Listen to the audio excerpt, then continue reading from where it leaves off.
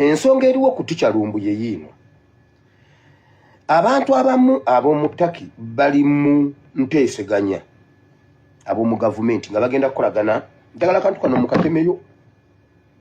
mukatemeyo katambule ate muketegekere. Olukwe luli bwe ruti. Waliwo aba ESO oba wa ESO ali mu Turkey nga yadiringira nnyo mu Turkey awo mukyala bamuyita Catherine. Omukyala ono wa ESO bamuyita Catherine Ndahahumana. Catherine Ndahahumana baagala okuteesa n'aba poliisi ab'e Turkey barestinge Lumbuye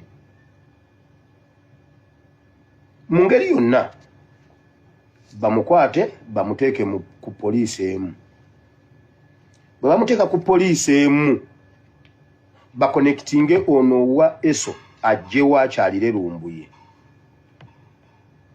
bapoizoninge Lumbuye nga alarm tennaba international alarm, bagambye international alarm nga tennaba kugira, bamukwate bamupoizoninge bamute ng'esi nabimanya nnyo.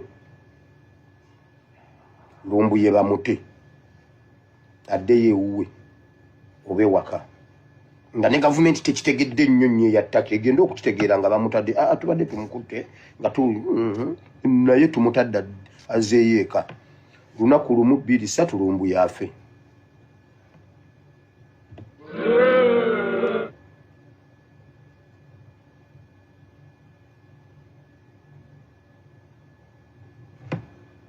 ESO erina omuwala Munyarwanda bamuyita Catherine Ndahehomana, simanyi Ndahehomana, akyalire Lumbuye ng'ali ku poliisi. Era Tikyalumbuye weewale nnyo Uganda community in Turkey.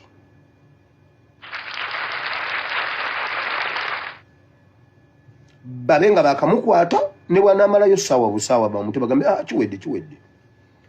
Era oba oli awo ave yagambe yes babadde bankute naye nvuddeyo.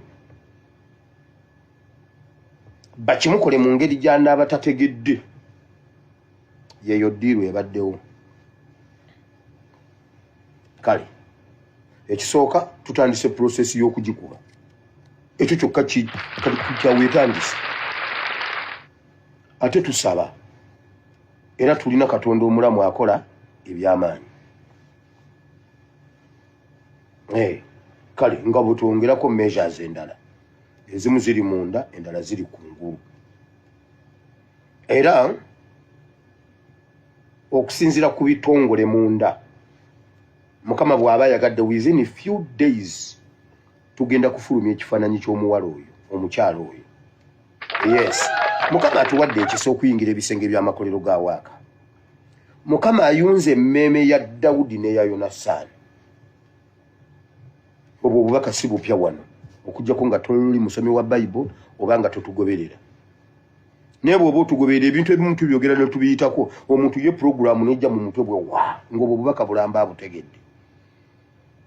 Yes, Katonda omanyi olina wogenda ku simu oba ku kompyuta yo n'ogenda mu files n'ogenda onyiga wali bwe n'eryoka eyiwa besyo.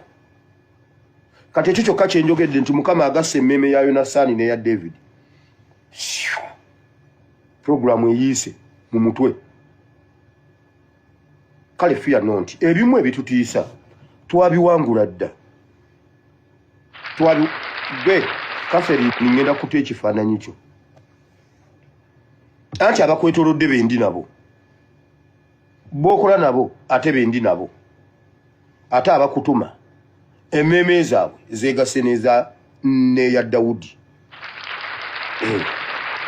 Linda ku lwena kuleetako ebikukwatako ebisingako awo. Kale nno twongere nnyo okusaba, kubanga essaawa yonna tuyinza okufuna amawulire ag'entiisa, kuba bba abasajja beesomye bagamba nti oba ki ku luno baagala okumalirizaawo abantu be beekengera edda. Bagamba nti beekwese nnyo ebbanga naye abasajja bano babalabisizza. Menshoni zaabwe nnyingi ng'abasajja bazikuba.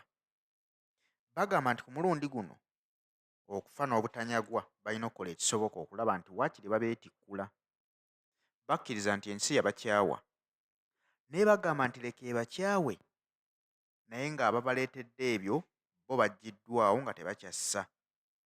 Era bamalirivu bagamba nti beetegefu okuteekamu ssente zonna okulaba nti waakiri bawummula nga bamanyi nti ababakozeeko damage nabo tebabalese engulu. Kyova olaba nti kati ekitta abantu kingi naddala mu b'enkyukakyuka.